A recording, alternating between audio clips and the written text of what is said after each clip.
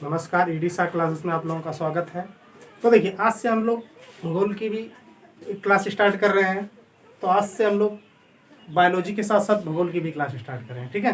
तो हम लोग भूगोल में सबसे पहले क्या पढ़ते हैं? तो भूगोल में सबसे पहले हम लोग पढ़ते हैं कि हमारे इस ब्रह्मांड की उत्पत्ति कैसे हुई, भूगोल की शुरुआत थी, ठीक है। तो इसमें हम लोग सबसे पहले पढ़ेंगे कि ब्रह्मांड की उत्पत्ति, ठीक है ना। तो ब्रह्मांड की उत्पत्ति के लिए अलग अलग सिद्धांत दिए गए हैं। तो जिसमें सबसे प्रामाणिक जो हम लोग मानते हैं, तो किसको मानते हैं? बिग बैंग थ्योरी को। क्योंकि ये साइंटिफिक ढांचे से क्या होती है, एक प्रूफ्ड है। क्योंकि इससे प्रमाणों द्वारा इसको क्या सिद्ध किया जा चुका है कि इससे कुछ प्रमाण सिद्ध होते हैं, लेकिन 100% नहीं होते हैं, लेकिन क्या कुछ हद तक इसको सिद्ध पाया गया है। तो इसीलिए सबसे ज्यादा प्रमाणिक किसको मानी गई है? इस बिग बैंग थ्योरी को। और इस बिग बैंग थ्योरी के बारे में किसने बताया और इसको किसने समझाया? इसको समझाया था आपके जॉर्ज लेमेंतर ने, ठीक है। तो देखिए, अब सबसे पहले हम लोग इस बिग बैंग का अर्थ समझते हैं कि ये बिग बैंग होता क्या है। तो देखिए, अगर हम लोग देखें, बिग बैंग का अर्थ समझें। बिग बैंग थ्योरी में ये किसने दी थी? जॉर्ज लेमेंतर ने। जॉर्ज लेमेंतर, देखिए, ये इन्होंने इस थ्योरी को समझाया था। तो देखिए, बिग बैंग का अर्थ क्या? विस्फोट होना। अगर यही बहुत व्यापक तौर पे होगी तो इसे हम लोग क्या कहेंगे? महाविस्फोट। तो इसीलिए इसको कहा जाता है कि महाविस्फोट ये सिद्धांत। अगर हम लोग इस नॉर्मली अगर बात करें तो एक विस्फोट होता क्या है? अगर हम लोग एक छोटा सा बम ले लें, या हाइड्रोजन बम लें, या परमाणु बम लें, या क्या एक छोटा सा बम ले लें अपने जो घरेलू उपयोग करते हैं, तो उसमें होता क्या है कि जो केंद्र का पदार्थ होते हैं उस बम के अंदर, उसके जो केंद्र के पदार्थ जो उसमें अणु होते हैं, जब विस्फोट होता है तो वो क्या होता है? फैलते हैं चारों तरफ। तो केंद्र का पदार्थ क्या होता है? चारों दिशाओं में फैलता है। तो बिग बैंग का मतलब यही है कि केंद्र के पदार्थ का चारों ओर क्या फैलना, ठीक है। कि देखिए, जैसे हमारा कोई ये है, विस्फोट होगा तो ये इधर भी फैलेगा, इधर भी फैलेगा, इधर भी फैलेगा, इधर भी फैलेगा, ठीक है। तो इसी प्रकार जो केंद्र के मटेरियल होंगे वो क्या करेंगे? दूर जाएंगे एक दूसरे से। जा रहे हैं कि नहीं? ये ऊपर भी जाएगा, नीचे भी जाएगा। तो इसी में आप लोगों को पता चलेगा कि जो हम लोग जिस ब्रह्मांड को पढ़ते हैं ना, तो सिर्फ हम लोग एक ब्रह्मांड को पढ़ते हैं। और ऐसे ही कितने ब्रह्मांड है? बहुब्रह्मांड, जिसको क्या कहते हैं? बहुब्रह्मांड, जिसको कोसमास की संख्या दी गई है। जैसे देखिए, ये गया, इससे क्या बनेगा मिलकर? एक ब्रह्मांड। ऐसे तो सारी घटनाएं होंगी कि नहीं, कि चारों तरफ फैल रहा है, तो ऐसे ब्रह्मांड बनने चाहिए कि नहीं? देखिए, ये इसका सर्कल होगा, ये मिलाकर क्या होगा? ये एक ब्रह्मांड, दो ब्रह्मांड। लेकिन हम लोग पढ़ते किसको है? सिर्फ एक ब्रह्मांड को, ठीक है। तो देखिए, अगर मैं तुम्हें बताऊं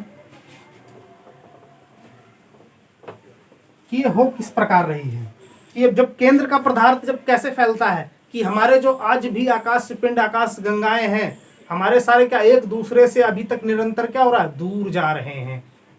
अगर यही घटनाएं हमारे पृथ्वी पर होती है विस्फोट की, तो होता क्या है? अगर आप कोई बम फोड़ते हैं तो उसमें क्या होता है कि उसके जो अणु होते हैं दूर फैलते हुए जाते हैं। लेकिन होता क्या है, यहाँ हमारे क्या होता है कि पर्यावरण पाया जाता है। इस पर्यावरण में क्या होते हैं कि इस अणुओं का क्या होता है? इस पर घर्षण बल लगता है, और क्या पृथ्वी का क्या गुरुत्वाकर्षण बल लगता है। तो इससे क्या पदार्थ ज्यादा दूर नहीं जा पाते, वो पृथ्वी पर यहीं पे कुछ दूरी तय करते हैं और क्या करते हैं? गिर जाते हैं। लेकिन अगर यही बम ले जाके तुम अंतरिक्ष में छोड़ दो, अगर यही बम ले जाके अंतरिक्ष में फोड़ दो, तो इन्हें कोई रोकने वाला नहीं होता है। तो ये क्या एक अनंत काल तक ये जाते जाएंगे, जाते जाएंगे। तो इन्हें कोई, क्योंकि वहां रोकने वाला कोई है ही नहीं।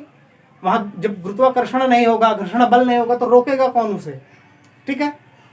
तो इसी प्रकार से अगर एग्जाम्पल लिया जाए कि जिस प्रकार अगर हम लोग इस कमरे में 10 लोग बैठे हैं, अगर मैं आपसे कहूं कि इस कमरे के बाहर बैठ जाओ, ये केंद्र का पदार्थ ही तो है। ये केंद्र के पदार्थ दूर दूर देखो, ये जाते हैं तो एक दूसरे से दूरी बन रही है कि नहीं? पहले ये यहाँ थे, अब इतनी दूरी बनी, फिर इतनी दूरी बनी, अक्षम दूरी बन रही है कि नहीं? इस सबके साथ ऐसा होगा। अगर आप 10 लोग इस कमरे में बैठे हैं, अगर मैं आपसे कहूं कि बाहर बैठ जाओ, तो आप लोग एक दूसरे से दूर जा रहे हो कि नहीं? फिर मैं आपसे कहूं कि आप अपने जिले में बैठ जाइए, तो आप फिर आप लोग अपने से दूर जा रहे हो कि नहीं। जिले के बाद मैं कहूँ कि आप पूरे भारत में बैठ जाओ तो दूर हो रहे हो कि नहीं। और जिले के बाद फिर भारत के बाद मैं कहूँ कि अब दूसरे देशों में जाकर बैठ जाओ तो क्या हो रहा है, एक दूसरे से क्या हो रहा है, आप लोग दूर जा रहे हो। तो बस यही है बिग बैंग थ्योरी, ठीक है ना। तो इसमें क्या समझाया उन्होंने, जॉर्ज लेमेंतर ने, कि देखिए अगर हम लोग देखें तो हमारी वर्तमान स्थिति क्या है, वर्तमान स्थिति हम लोग देखें तो हमारी ये है 13.8 अरब वर्ष,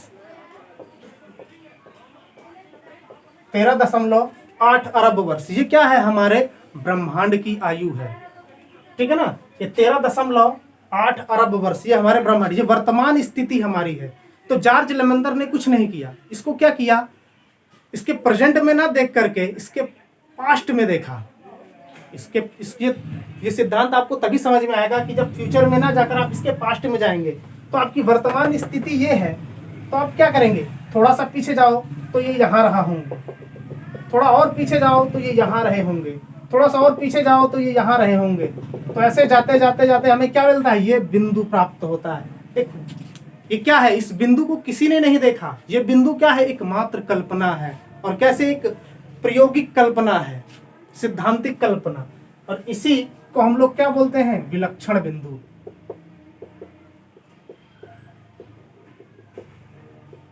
ये वो विलक्षण बिंदु है कि जिससे क्या हमारे पूरे ब्रह्मांड की उत्पत्ति हुई है। इसको देखा किसी ने नहीं है, लेकिन हमारे जॉर्ज लेमेंतर साहब ने इसको क्या, इसको समझाया कि हो सकता है कि एक समय ऐसा रहा होगा, हो सकता है एक समय ऐसा रहा होगा, हो सकता है एक समय ऐसा रहा होगा। और इसको अंत में क्या, इस बिंदु को माना गया कि जहां से इस पूरे ब्रह्मांड की क्या हुई है, उत्पत्ति हुई है, ठीक है। तो देखिए ये जो बिंदु था, इसमें क्या था, अनंत घनत्व था, और क्या था, अनंत ताप था। जिससे क्या, इसमें अनंत घनत्व और अनंत ताप, जिससे इस क्या, ब्रह्मांड की पूरी उत्पत्ति हुई है, इसी विलक्षण बिंदु से। तो देखिए इसी बिंदु में हमारे क्या थे, सारे बल यूनिफाइड थे, सारे बल यूनिफाइड थे, कि जिससे क्या, पूरे ब्रह्मांड की उत्पत्ति, जिसमें अगर हम लोग देख लें, आणविक बल होते हैं, हमारे परमाणविक बल होते हैं, ठीक है ना, धात्विक बल, आधात्विक बल, वंडरवाल्स बल और गुरुत्वाकर्षण बल, ठीक है ना, ये सारे बल इसमें यूनिफाइड थे। लेकिन देखिए इसमें अगर गुरुत्वाकर्षण बल ज्यादा काम करता, एक गुरुत्वाकर्षण बल था इसमें, लेकिन छोटे अणुओं पर गुरुत्वाकर्षण बल काम नहीं करता। अगर इस पे गुरुत्वाकर्षण बल काम करता, अगर बड़े लेवल पे होता तो क्या करता है, इस पे गुरुत्वाकर्षण बल काम करता तो ये क्या, इसको फैलने नहीं देता, ठीक है ना। तो इस जगह पर क्या, आपका गुरुत्वाकर्षण बल काम नहीं करता, ठीक। तो देखिए अगर हम लोग इसको देखते हैं, इसका एक पूरा काल माना गया है। अगर इसको हम लोग पूरे एक ग्राफ के हिसाब से पढ़ें कि किस समय क्या हुआ और किस समय क्या हुआ, ठीक ना, इसका एक काल चक्र है कि जिसमें सबसे पहले क्या हुआ, फिर क्या हुआ, ठीक है।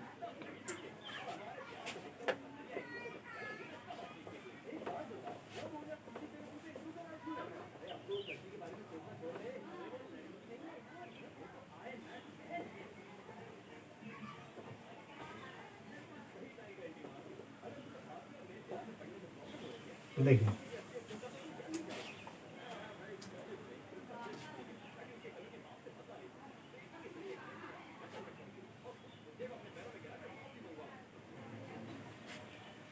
इसको हम समझेंगे समय के अनुसार, ठीक।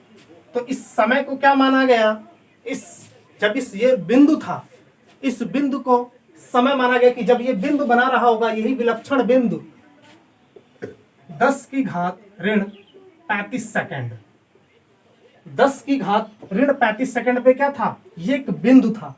और इस बिंदु में क्या था, अनंत घनत्व था, अनंत ताप था। और ये था किस स्टेट में, इतना तापमान था, तो ये इसमें प्लाज्मा स्टेट में माना गया है इसको, कि जो क्या, ना ही तरल अवस्था में हो ना ही गैस अवस्था में, इसकी क्या, बीच वाली अवस्था, प्लाज्मा अवस्था में था ये, ठीक है ना। तो इसी समय को क्या कहा गया है, प्लांक काल, ठीक है ना। तो इसको हम लोग समय के अनुसार यहाँ इसको 0 मानते हैं, लेकिन वास्तविक में 0 सिर्फ मानते हैं, लेकिन रहता कौन सा समय, 10 की घात ऋण 33 सेकेंड। तो देखिए जब इसमें मैंने बताया कि एक समय आएगा 10 की घात ऋण 32 सेकेंड। अब देखिए इस 10 की घात ऋण 32 सेकेंड में होता क्या है। मैंने तुमसे बताया कि जब एक समय विस्तार हो रहा होता है, जब एक दूसरे से अणु क्या होते हैं, दूर जा रहे हैं, जब विस्फोट होता है तो दूर जा रहे होते हैं, तो होगा क्या कि जब ये एक समय आएगा 10 की घात ऋण 32 सेकेंड, तो इस समय आपका क्या गुरुत्वाकर्षण बल काम नहीं करेगा, क्योंकि एक इसके मॉलिक्यूल बहुत छोटे लेवल के होते हैं, ठीक है ना। तो इस पर गुरुत्वाकर्षण यहाँ काम करता है क्या, क्वांटम थ्योरी, क्वांटम सिद्धांत काम करता है। देखिए हम लोग जब पढ़ते हैं तो जब बड़े लेवल पे बड़े अणुओं में क्या काम करता है, हमारा गुरुत्वाकर्षण है, लेकिन उससे अगर छोटे लेवल होते हैं तो उसमें हमारा क्या करता है, क्वांटम। ठीक, तो यहां पर ये जो क्वांटम थ्योरी है, क्वांटम सिद्धांत, ये बताता है इस 10 की घात 32 सेकंड में कि जो हमारे अणु है वो क्या हो रहे हैं, इनका क्या हो रहा है, विस्तार हो रहा है। इस समय क्या हो रहा है, हमारे इन अणुओं का विस्तार हो रहा है, कि क्या, इन अणुओं का स्फीतीकरण हो रहा है, इनका क्या हो रहा है, विस्तार हो रहा है। ये क्या बता, 10 की घात 32 सेकेंड। फिर उसके बाद, इसके बाद जब और समय बीतता चला जाता है तो एक समय आता है 0.01 सेकेंड, 0.01 सेकेंड। ये भी विस्तार ही हो रहा है एक दूसरे से, और ये अनंत काल तक चला जा रहा है। अभी भी वर्तमान की स्थिति, हमारे जो आज भी आकाश गंगाएं हैं, हमारी सारी चीजें क्या एक दूसरे से क्या हो रही हैं, दूर जा रही हैं, ठीक है। तो देखिए 0.01 सेकेंड में क्या होता है कि इसमें सबसे पहले प्रथम अवस्था एक ऐसी आती है कि इसके अणुओं में क्या होते हैं, जो इलेक्ट्रॉन और प्रोटॉन क्या होते हैं, प्रदर्शित होते हैं। पहली बार कि इसमें भैया इन अणुओं में क्या इलेक्ट्रॉन और क्या प्रोटॉन, इलेक्ट्रॉन और प्रोटॉन क्या होते हैं, इसमें पैदा हो जाते हैं, इसमें प्रदर्शित होते हैं। समझ ले कि इसे इलेक्ट्रॉन और प्रोटॉन। फिर उसके बाद थोड़ा और समय आगे जाता है, यह समय आता है 3 मिनट। इस 3 मिनट में क्या होता है कि ये इलेक्ट्रॉन और प्रोटॉन, समय आगे बढ़ता चला जाता है तो जो इलेक्ट्रॉन और प्रोटॉन मिलकर क्या बनाने लगते हैं, हाइड्रोजन। इलेक्ट्रॉन और प्रोटॉन मिलकर क्या बनाने लगते हैं, हाइड्रोजन, ठीक है ना। तो जब हाइड्रोजन बनता है, इलेक्ट्रॉन और प्रोटॉन मिलकर क्या बनाते हैं, हाइड्रोजन। तो यहीं से तो क्या सबसे पहला तत्व तो हमारी पृथ्वी में बना है, कौन सा, हाइड्रोजन का। तो यही बनता है क्या हमारा, हाइड्रोजन। फिर कुछ समय और अगर हम लोग आगे चलते हैं तो यहां आता है 3.8 लाख वर्ष, 3.8 लाख वर्ष। इसमें आपका होता क्या है कि जो ये हाइड्रोजन से क्रिया करके क्या करता है, हाइड्रोजन से क्रिया करके क्या करता है, संयलन होता है। जब हाइड्रोजन और हाइड्रोजन में संयलन होता है तो क्या निकलता है, हीलियम, है ना। तो यहां पर क्या हो जाती है, स्टार्ट संयलन की प्रक्रिया। संयलन की क्रिया क्या हो जाती है, प्रारंभ हो जाती है। 3.8 लाख वर्ष में क्या होता है कि हमारी संयलन की प्रक्रिया स्टार्ट हो जाती है। स्टार्ट तो हमारी संयलन की प्रक्रिया यही हो जाती है जब हाइड्रोजन बनने लगता है। जब ये इलेक्ट्रॉन और प्रोटॉन जब हाइड्रोजन बनाते हैं तो संयलन की प्रक्रिया क्या यहीं स्टार्ट हो जाती है। लेकिन यहां तक जाते जाते 3.8 लाख वर्ष तक ये क्या होता है, इसकी प्रक्रिया यहाँ पर पूरी संपन्न हो जाती है ना। यहाँ पर अस्तित्व में आ जाता है क्या, संयलन की प्रक्रिया। अब आप जानते हैं कि जब संयलन होगा तो क्या होगा, इस पृथ्वी में कराएगा, प्रकाश आएगा, ठीक है ना। अब इसी संयलन की जैसे प्रक्रिया स्टार्ट होती है तो यहीं से हमारा ब्रह्मांड होता है प्रकाशमान। न अब तक इस ब्रह्मांड में क्या नहीं था, प्रकाश नहीं था। इससे पहले ये सारी चीजें क्या अंधकार में, और जैसे यहाँ संयलन स्टार्ट हुआ इधर का एरिया क्या हो जाएगा, प्रकाश आ जाएगा। तो यही वो काल है कि जहां पर क्या सबसे पहले हमारा ब्रह्मांड प्रकाशमान होता है। नहीं तो इससे पहले सारी प्रक्रिया कैसी थी, ये अभी तक इसमें प्रकाश नहीं था। ये ब्रह्मांड प्रकाशमान कहाँ होता है, 3.8 लाख वर्ष, ठीक है ना। तो इसको हम लोग कैसे मानते हैं कि कब हुआ, है ना। इसी समय जब कोई भी प्रकाश उत्पन्न होता है, जैसे हम लोग स्पेक्ट्रम के हिसाब से पहचानते हैं, जब प्रकाश किसी चीज में है, जैसे इलेक्ट्रॉन है ना, इनका क्या हम लोग स्पेक्ट्रम देखते हैं। जब प्रकाश होगा तो स्पेक्ट्रम उसमें से तो इसी प्रकार से इसमें हम लोग क्या पाते हैं, इसमें एक पाते हैं CMBR, है ना। CMBR इसका फुल फॉर्म होती है कॉस्मिक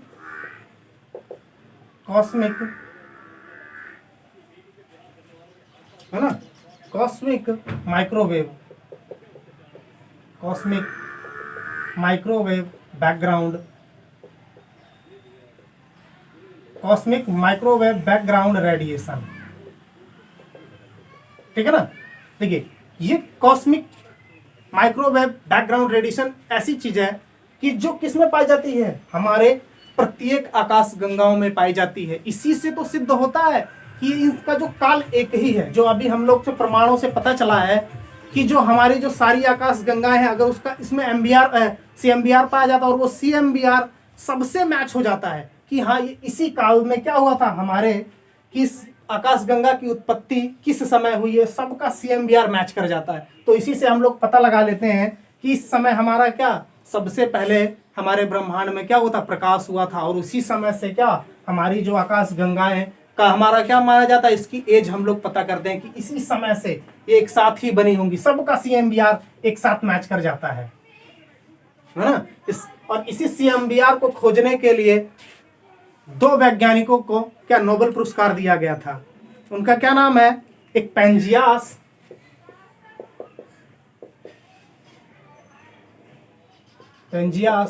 और एक विल्सन, है ना। इन दोनों को क्या दिया गया था, नोबेल पुरस्कार। और किसके लिए, इसी CMBR के लिए। ये सन कौन सा था, सन था 1978 में। ठीक है। अब देखिए फिर इसके बाद आता है समय, और आगे बढ़ती है ये प्रक्रिया, और इससे आगे जब फैला होता है तो ये 300 मिलियन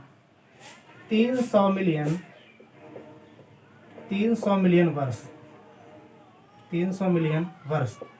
अब यहां क्या होता है, इस 300 मिलियन वर्ष में हमारे ब्रह्मांड में क्या तारों का निर्माण होता है। जब संयलन प्रक्रिया होती है क्रोड में, तो इसमें क्या होता है, तारों का निर्माण यही होता है, तारे एवं तारे मंडल का निर्माण। ठीक होगा। ये 300 बिलियन वर्ष जैसे होते हैं, इस विलक्षण बिंदु से जैसे विस्फोट होता है, तो क्या 300 बिलियन वर्ष, तो क्या होगा, हमारे यहाँ पर ही तारे एवं तारे मंडल का निर्माण होता है। अगर हम और इससे और आगे चले जाते हैं तो जो हमारी वर्तमान स्थिति कितना बचा, 13.8 अरब वर्ष। ये हमारी क्या वर्तमान स्थिति, हमारे ब्रह्मांड की क्या है, वर्तमान आयु है, वर्तमान आयु। जिससे हम लोग क्या बता सकते हैं कि इसी वर्तमान स्थिति और इस 300 बिलियन वर्ष के बीच में ही क्या हुआ होगा कि जो हमारी आकाश गंगाएं हैं, जो हमारे सौर मंडल हैं, ये सारी क्या, इन सब का निर्माण इस दोनों के बीच में हुआ होगा। इन दोनों के बीच में ही क्या, हमारे तारों से ही तो क्या होता है, हमारे तारों से ही हमारे शुक्र बुध पृथ्वी जो सारी हमारी आकाश गंगाएं बनती है। एक सौर प्रधान क्या होता है, उसका तारा होता है, और उसी से सारी क्या हमारी आकाश गंगाएं बनती हैं। और ये ये सारी प्रक्रिया क्या हुई होगी, इनके बीच में हुई होगी। ठीक है। तो धन्यवाद, आशा करता हूं कि आप लोगों को समझ में आएगा। बस इतना जान लीजिए कि इस जॉर्ज लेमेंतर ने इसको पीछे से ना देख करके यहां से इसने एक समय ऐसा रहा होगा, एक समय ऐसा रहा होगा, एक समय ऐसा रहा होगा, तो ये इन्होंने क्या एक कल्पना की, एक विलक्षण बिंदु रहा होगा कि जिससे क्या इस ब्रह्मांड की उत्पत्ति हुई है। धन्यवाद।